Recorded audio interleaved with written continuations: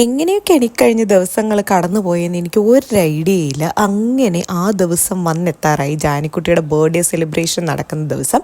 അപ്പോൾ സെപ്റ്റംബർ 2 ആളുടെ ബർത്ത്ഡേ. അപ്പോൾ അതിൻ്റെ സെലിബ്രേഷനും കാര്യങ്ങളും ഒക്കെ ഇങ്ങനെ അടുത്തിരിക്കുന്ന സമയത്ത് നമ്മുടെ വീട്ടിൽ നിന്ന് അമ്മയ്ക്കും അച്ഛനും ചേട്ടന്മാർക്കും ചേട്ടത്തിക്കും ഒക്കെ കൂടെ ബാംഗ്ലൂർക്കൊന്ന് പോകേണ്ടി വന്നു.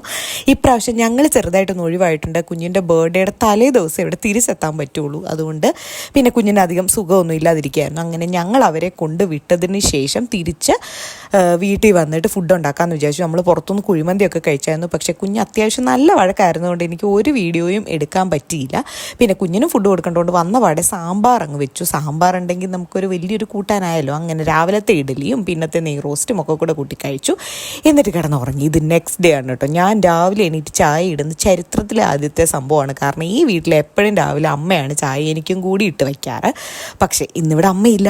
അതുകൊണ്ട് തന്നെ രാവിലെ എണീറ്റ് ചായയൊക്കെ ഇട്ടു. അത് കഴിഞ്ഞിട്ട് ബ്രേക്ക്ഫാസ്റ്റ് ഇന്നലത്തെ സാമ്പാർ എടുപ്പുണ്ടായിരുന്നു. രാവിലെ ദോശ ഇട്ടു. ഒരു കിഴങ്ങ് കറിയും കൂടെ വെച്ചു.